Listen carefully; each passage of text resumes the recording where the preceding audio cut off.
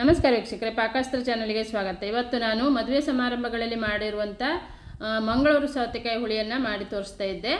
ಇದನ್ನು ನಮ್ಮ ಕಡೆ ಉಡುಪಿ ಮಂಗಳೂರು ಕಡೆ ಮಂಗಳೂರು ಸೌತೆಕಾಯಿ ಹುಳಿ ಅಂತಲೇ ಕರೆಯೋದು. ಇದಕ್ಕೆ ಸಾಂಬಾರು ಅಂತಲೂ ಕರಿಬೋದು. ತುಂಬ ಟೇಸ್ಟಿಯಾಗಿ ಬರುತ್ತೆ. ಮದುವೆ ಮನೆಗಳಲ್ಲಿ ಹೇಗೆ ಮಾಡ್ತಾರೆ ಅದೇ ರೀತಿ ನಾನು ಮನೆಯಲ್ಲಿ ಮಾಡಿ ತೋರಿಸ್ತಾ ಇರೋದು. ವಿಡಿಯೋನ ಪೂರ್ತಿಯಾಗಿ ನೋಡಿ, ಹಾಗೆ ಇನ್ನೊಬ್ಬರಿಗೂ ಶೇರ್ ಮಾಡಿ, ಲೈಕ್ ಮಾಡಿ, ಸಪೋರ್ಟ್ ಮಾಡಿ. ನನ್ನ ಚಾನಲನ್ನು ಫಸ್ಟ್ ಟೈಮ್ ನೋಡ್ತಾ ಇದ್ದರೆ ಸಬ್ಸ್ಕ್ರೈಬ್ ಮಾಡ್ಕೊಳ್ಳಿ. ವಿಡಿಯೋನ ಇನ್ನೊಬ್ಬರಿಗೂ ಶೇರ್ ಮಾಡೋದ್ರಿಂದ ತುಂಬ ಉಪಯೋಗ ಆಗುತ್ತೆ, ತುಂಬ ಹೆಲ್ಪ್ ಆಗುತ್ತೆ. ಮಂಗಳೂರು ಸೌತೆಕಾಯಿ ತುಂಬ ಹೆಲ್ತಿಗೂ ಉಪಯೋಗ ಇದೆ, ತುಂಬ ಒಳ್ಳೆಯದಿದೆ ಆರೋಗ್ಯಕ್ಕೂ. ಹಾಗೆ ಇದನ್ನು ಮಾಡುವಂಥ ಮೆಥಡನ್ನು ನಾನಿಲ್ಲಿ ತೋರಿಸ್ತಾ ಇರೋದು. ಸೌತೆಕಾಯಿ ಹುಳಿ ಅಂದರೆ ಮದುವೆ ಮನೆಗಳಲ್ಲಿ ಹೇಗೆ ಮಾಡ್ತಾರೆ ಅದೇ ರೀತಿ ನಾನು ಮಾಡ್ತಾ ಇರೋದು. ನಾನಿಲ್ಲಿ 2 ಸೌತೆಕಾಯಿ ಇದೆ. ಇದರಲ್ಲಿ ಒಂದು ಸೌತೆಕಾಯಲ್ಲಿ ನಾನು ಮಾಡಿ ತೋರಿಸ್ತಾ ಇದ್ದೆ. ಒಂದನ್ನು ಹಾಗೆ ಇಟ್ಕೊಳ್ತೇನೆ. ಈಗ 2 ಸೌತೆಕಾಯಿ ಇದೆ. ತುಂಬ ಚೆನ್ನಾಗಾಗುತ್ತೆ, ತುಂಬ ಟೇಸ್ಟಿಯಾಗಿ ಬರುತ್ತೆ. ಈ ಒಂದು ಸೌತೆಕಾಯಿ ಹುಳಿ ಮಾಡಿ ನೀವು ಒಮ್ಮೆ ಟ್ರೈ ಮಾಡಿದರೆ ನೀವು ಮತ್ತೆ ಈ ಸೌತೆಕಾಯಿ ಸಿಕ್ಕಿದ್ರೆ ಖಂಡಿತ ತಗೊಬಂದು ಮಾಡ್ಕೊಳ್ತೀರಿ. ಅಷ್ಟು ರುಚಿ ಕೊಡುತ್ತೆ ಇದು.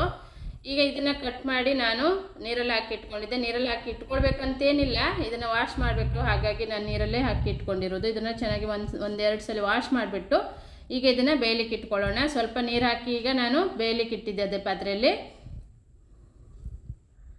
ಇದನ್ನು ಬೇಯಿಸ್ಕೊಳ್ಳೋಣ. ಇದನ್ನು ಸ್ವಲ್ಪ ಹೊತ್ತು ನಾನು ಮುಚ್ಚಿಬಿಟ್ಟು ಬೇಯಿಸ್ಕೊಳ್ತೇನೆ. ಆನಂತರ ಉಪ್ಪು ಮತ್ತು ಬೆಲ್ಲ ಹಾಕಿ ಇದನ್ನು ಬೇಯಿಸ್ಕೊಳ್ಬೇಕು. ಇಲ್ಲಿ ನಾನು ಒಂದು ಅರ್ಧ ಬೌಲ್ ಆಗುವಷ್ಟು ತೊಗರಿ ಬೇಳೆಯನ್ನು ಕುಕ್ಕರಲ್ಲಿ ಹಾಕಿ ಬೇಯಿಸಿ ರೆಡಿ ಮಾಡಿ ಇಟ್ಕೊಂಡಿದ್ದೆ. ಇದನ್ನು ಸೈಡಲ್ಲಿ ಇಟ್ಕೊಳ್ಳೋಣ. ಆನಂತರ ಹಾಕ್ಕೊಳ್ಳೋದು. ಇಲ್ಲಿ 1 ಸ್ಪೂನು ಉದ್ದಿನಬೇಳೆ, 1 ಸ್ಪೂನು ಕಡಲೆಬೇಳೆ ಇದೆ. ಇದನ್ನು ಎಣ್ಣೆ ಹಾಕಿ ಸ್ವಲ್ಪ ಲೈಟಾಗಿ ಎಣ್ಣೆ ಹಾಕಿ ಇದನ್ನು ಫ್ರೈ ಮಾಡ್ಕೊಳ್ಳೋಣ. ಈಗ ಮಸಾಲೆಯನ್ನು ರುಬ್ಕೊಳ್ಳಿಕ್ಕೆ ನಾನು ರೆಡಿ ಮಾಡ್ಕೊಳ್ತಾ ಇದ್ದೆ. ಉದ್ದಿನಬೇಳೆ ಕಡಲೆಬೇಳೆಯನ್ನು ಈಗ ಫ್ರೈ ಮಾಡ್ಕೊಳ್ಬೇಕು. ಅದು ಫ್ರೈ ಆಗ್ತಾ ಇದ್ದಂಗೆ ಇಲ್ಲಿ ಬ್ಯಾಡಗಿ ಮೆಣಸಿನ್ಕಾಯನ್ನು ಹಾಕ್ಕೊಳ್ತೇನೆ ನಾನು ಖಾರಕ್ಕೆ. ಹಾಗೆ ನಿಮ್ಮ ಅನುಗುಣಕ್ಕೆ ತಕ್ಕಂತೆ ಹಾಕ್ಕೊಳ್ಬೋದು. ಒಂದು 7-8 ಬ್ಯಾಡಗಿ ಮೆಣಸಿನ್ಕಾಯನ್ನು ಹಾಕಿದ್ದೆ. ಇದನ್ನು ಕೂಡ ಎಣ್ಣೆಯಲ್ಲೇ ಫ್ರೈ ಮಾಡ್ಕೊಳ್ಬೇಕು. ನಂತರ ಸ್ವಲ್ಪ ಕರಿಬೇವನ್ನು ಹಾಕ್ಕೊಳ್ಳೋಣ. ಎಲ್ಲ ಮಸಾಲೆಯನ್ನು ಸ್ವಲ್ಪನೇ ಎಣ್ಣೆ ಹಾಕ್ಕೊಂಡು ಇದನ್ನು ಫ್ರೈ ಮಾಡ್ಕೊಳ್ಬೇಕು. ಒಂದು 10-15 ಮೆಂತ್ಯ ಕಾಳನ್ನು ಹಾಕ್ಕೊಳ್ತೇನೆ ಈಗ ನಾನು. ಒಂದು ದೊಡ್ಡ ಸ್ಪೂನಲ್ಲಿ 1 ಸ್ಪೂನ್ ಆಗೋಷ್ಟು ಕೊತ್ತಂಬರಿ ಕಾಳನ್ನು ಹಾಕ್ಕೊಳ್ಬೇಕು. ಕೊತ್ತಂಬರಿ ಕಾಳು ಸ್ವಲ್ಪ ಜಾಸ್ತಿನೇ ಹಾಕ್ಕೊಳ್ಳಿ. ಹಾಗೆ 1/4 ಚಮಚ ಆಗೋಷ್ಟು ಜೀರಿಗೆಯನ್ನು ಹಾಕ್ಕೊಳ್ತಾ ಇದ್ದೆ. 1/4 ಚಮಚ ಆಗೋಷ್ಟು ಸಾಸಿವೆಯನ್ನು ಹಾಕ್ಕೊಳ್ಳೋಣ. ಸಾಸಿವೆಯನ್ನು ಕೂಡ ಹಾಕ್ಕೊಳ್ಬೇಕು. ಕೊನೆಯಲ್ಲಿ ಹಾಕ್ಕೊಳ್ಬೇಕು. ಎಲ್ಲ ಫ್ರೈ ಆದ ನಂತರ ಸಾಸಿವೆಯನ್ನು ಹಾಕ್ಕೊಳ್ಬೇಕು. ನಂತರ 1 ಸ್ಪೂನ್ ಆಗೋಷ್ಟು ಎಳ್ಳನ್ನು ಕೂಡ ಹಾಕ್ಕೊಳ್ಳೋಣ. ಎಳ್ಳನ್ನು ಕೂಡ ಹಾಗೆ ಕೊನೆಯಲ್ಲಿ ಹಾಕ್ಕೊಳ್ಳಿ. ಬೇಗನೆ ಫ್ರೈ ಆಗಿ ಹೋಗುತ್ತೆ ಇದು. ಹಾಗಾಗಿ ಕೊನೆಯಲ್ಲಿ ಹಾಕಿ ಇದನ್ನು ಬಾಣಲೆ ಬೆಚ್ಚಗಿರುವಾಗ ಹಾಕ್ಕೊಂಡ್ರೂ ಆಗುತ್ತೆ. ಇದನ್ನೀಗ ಮಸಾಲೆಯನ್ನು ತೆಕ್ಕೊಳ್ಳೋಣ. ಮಸಾಲೆ ತೆಗೆದ್ಬಿಟ್ಟು ನಾನು ಅದನ್ನು ನೈಸಾಗಿ ರುಬ್ಕೊಳ್ತೇನೆ.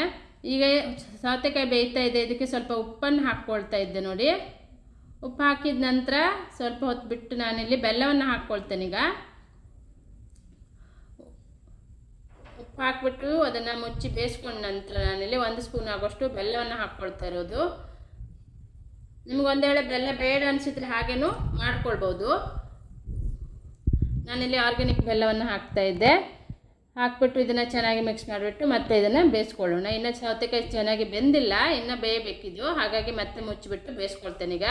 ಈಗ ಮಸಾಲೆಯನ್ನು ಮಿಕ್ಸಿ ಬೌಲಿಗೆ ಹಾಕಿಬಿಟ್ಟು ಇದನ್ನು ರುಬ್ಕೊಂಡು ತರೋಣ. ನಾನೊಂದು ಅರ್ಧ ಬೌಲ್ ಆಗುವಷ್ಟು ಹಸಿ ತೆಂಗಿನಕಾಯಿ ತುರಿ ಇದೆ. ಇವೆಲ್ಲವನ್ನು ಹಾಕಿ ಈಗ ಮಸಾಲೆಯನ್ನು ನೈಸಾಗಿ ರುಬ್ಕೊಳ್ಳೋದು. ಒಂದು ಸಣ್ಣ ಪೀಸ್ ಆಗುವಷ್ಟು ಹುಣಸೆ ಹುಳಿಯನ್ನು ಹಾಕ್ಕೊಳ್ಳೋಣ. ಹಾಕ್ಬಿಟ್ಟು ಇದನ್ನು ನೈಸಾಗಿ ರುಬ್ಕೊಂಡು ರೆಡಿ ಮಾಡಿ ಇಟ್ಕೊಂಡಿದ್ದೆ ನೋಡಿ. ಈ ಕಡೆ ಸೌತೆಕಾಯಿನೂ ಚೆನ್ನಾಗಿ ಬೆಂದಿದೆ, ಈಗ ಮೆತ್ತಗಾಗಿದೆ.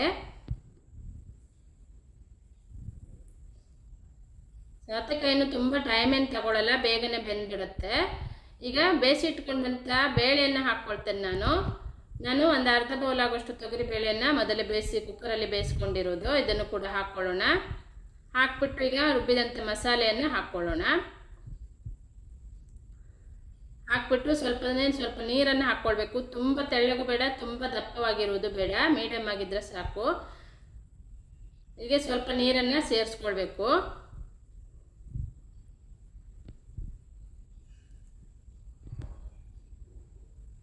ತುಂಬ ಸಿಂಪಲ್ ಆಗಿರುತ್ತೆ. ಒಮ್ಮೆ ನೀವು ಇದನ್ನು ಮಾಡಿದರೆ ತುಂಬ ಟೇಸ್ಟ್ ಕೊಡುತ್ತೆ. ಈ ಹುಳಿ ಮಾಡ್ತಾ ಇರೋ ರೆಸಿಪಿ ಅಂತೂ ಸೂಪರಾಗಿ ಬರುತ್ತೆ. ಈಗ ಮಸಾಲೆಗೆ ಸ್ವಲ್ಪ ಉಪ್ಪನ್ನು ಹಾಕ್ಕೊಂಡಿದ್ದೆ ನಾನು. ರುಚಿಯನ್ನು ನೋಡಿಕೊಂಡು ಉಪ್ಪನ್ನು ಹಾಕ್ಕೊಳ್ಳಿ. ಸೌತೆಕಾಯಿ ಬೇಯುವಾಗಲೂ ಉಪ್ಪು ಹಾಕಿದ್ದೆ. ಈಗ ಚೆನ್ನಾಗಿ ಕುದೀತಾ ಇದೆ ನೋಡಿ. ಮಸಾಲೆ ಅಷ್ಟೇ ಕುದಿಸ್ಕೊಳ್ಳೋದು. ಸೌತೆಕಾಯಿ ಅಂತೂ ಬೆಂದೇ ಇರುತ್ತೆ, ಹಾಗಾಗಿ ಮಸಾಲೆ ಚೆನ್ನಾಗಿ ಕುದಿಸ್ಕೊಂಡ್ರೆ ರೆಡಿ ಆಗುತ್ತೆ. ಈಗ ನಾನೀಗ ಸ್ಟವನ್ನು ಆಫ್ ಮಾಡ್ಕೊಳ್ತೇನೆ. ಇದು ಕುದ್ದು ರೆಡಿಯಾಗಿದೆ. ಲಾಸ್ಟಲ್ಲಿ ಒಂದು ಒಗ್ಗರಣೆಯನ್ನು ಹಾಕ್ಕೊಳ್ಳೋಣ. ಕೊನೆಯಲ್ಲೇ ಒಗ್ಗರಣೆ ಹಾಕೋದ್ರಿಂದ ಟೇಸ್ಟ್ ಮತ್ತು ಘಮ ಚೆನ್ನಾಗಿ ಬರುತ್ತೆ. ಒಂದು 2 ಸ್ಪೂನ್ ಆಗೋಷ್ಟು ತೆಂಗಿನೆಣ್ಣೆ ಹಾಕಿದ್ದೆ. 1 ಸ್ಪೂನ್ ಆಗೋಷ್ಟು ಸಾಸಿವೆಯನ್ನು ಹಾಕ್ಕೊಳ್ಳೋಣ. ಹಾಗೆ ಒಣಮೆಣಸಿನ್ಕಾಯನ್ನು ಹಾಕ್ಕೊಳ್ಳೋಣ. ಈಗ 1 ಚಿಟಿಕೆ ಆಗೋಷ್ಟು ಜೀರಿಗೆ, ಒಣಮೆಣಸಿನ್ಕಾಯಿ, ಕರಿಬೇವನ್ನು ಹಾಕ್ತಾ ಇರೋದು. ನಾನಿಲ್ಲಿ ಈರುಳ್ಳಿ ಬೆಳ್ಳುಳ್ಳಿಯನ್ನು ಹಾಕಲಿಲ್ಲ. ಈರುಳ್ಳಿ ಬೆಳ್ಳುಳ್ಳಿ ಮದುವೆ ಸಮಾರಂಭಗಳಲ್ಲಿ ಮಾಡ್ತಾ ಇದ್ದಾಗ ಈರುಳ್ಳಿ ಬೆಳ್ಳುಳ್ಳಿಯನ್ನು ಉಪಯೋಗಿಸಲ್ಲ, ಈ ದೇವ್ರ ಫಂಕ್ಷನ್ಗಳಲ್ಲೆಲ್ಲ. ಹಾಗಾಗಿ ನಾನಿಲ್ಲಿ ಹಾಗೇ ಮಾಡಿ ತೋರಿಸ್ತಾ ಇರೋದು. ನಿಮಗೆ ಇಷ್ಟ ಇತ್ತಂದರೆ ಈರುಳ್ಳಿ ಬೆಳ್ಳುಳ್ಳಿಯನ್ನು ಹಾಕ್ಕೊಳ್ಬೋದು. ನಾನಿಲ್ಲಿ ಹಾಕದೆ ಮಾಡಿ ತೋರಿಸ್ತಾ ಇದ್ದೆ. 1 ಚಿಟಿಕೆ ಆಗೋಷ್ಟು ಇಂಗನ್ನು ಹಾಕಿ ಚೆನ್ನಾಗಿ ಒಗ್ಗರಣೆಯನ್ನು ತಯಾರು ಮಾಡಿಬಿಟ್ಟು ಕೊನೆಯಲ್ಲೇ ಹಾಕಬೇಕು. ಈಗ ಸೌತೆಕಾಯಿ ಹುಳಿ ಅಥವಾ ಸೌತೆಕಾಯಿ ಸಾಂಬಾರು ರೆಡಿಯಾಗಿದೆ ವೀಕ್ಷಕರೇ. ನೀವು ಒಮ್ಮೆ ಟ್ರೈ ಮಾಡಿ. ಈ ವಿಡಿಯೋನ ಇನ್ನೊಬ್ರಿಗೂ ಶೇರ್ ಮಾಡಿ, ಲೈಕ್ ಮಾಡಿ, ಸಪೋರ್ಟ್ ಮಾಡಿ. ನಮ್ಮ ಕಡೆ ಮದುವೆ ಸಮಾರಂಭಗಳಲ್ಲಿ, ದೇವರ ಫಂಕ್ಷನ್ಗಳಲ್ಲೆಲ್ಲ ಈ ರೀತಿಯೇ ಸೌತೆಕಾಯಿ ಸಾಂಬಾರನ್ನು ಮಾಡೋದು. ಅಥವಾ ನಮ್ಮ ಕಡೆ ಇದಕ್ಕೆ ಮಂಗಳೂರು, ಕುಂದಾಪುರ, ಉಡುಪಿ ಕಡೆ ಇದಕ್ಕೆ ಸೌತೆಕಾಯಿ ಹುಳಿ ಅಂತಲೇ ಕರೆಯೋದು. ಇದನ್ನು ಟೇಸ್ಟು ಸಖತ್ತಾಗೆ ಬರುತ್ತೆ. ವಿಡಿಯೋನ ಇನ್ನೊಬ್ಬರಿಗೂ ಶೇರ್ ಮಾಡಿ. ನನ್ನ ಚಾನಲನ್ನು ಫಸ್ಟ್ ಟೈಮ್ ನೋಡ್ತಾ ಇದ್ದರೆ ಸಬ್ಸ್ಕ್ರೈಬ್ ಮಾಡ್ಕೊಳ್ಳಿ. ಹಾಗೆ ಪಕ್ಕದಲ್ಲಿರುವಂಥ ಬೆಲ್ ಬಟನನ್ನು ಕ್ಲಿಕ್ ಮಾಡಿದರೆ ನಾನು ಸಿಂಪಲ್ಲಾಗಿರೋ ವಿಡಿಯೋನ ಶೇರ್ ಮಾಡ್ತಾ ಇರ್ತೇನೆ. ಅದರ ನೋಟಿಫಿಕೇಷನ್ ಫಸ್ಟ್ ನಿಮ್ಮ ಮೊಬೈಲಿಗೆ ಬರುತ್ತೆ. ವಿಡಿಯೋನ ಪೂರ್ತಿಯಾಗಿ ನೋಡಿದ್ದಕ್ಕೆ ಥ್ಯಾಂಕ್ ಯು.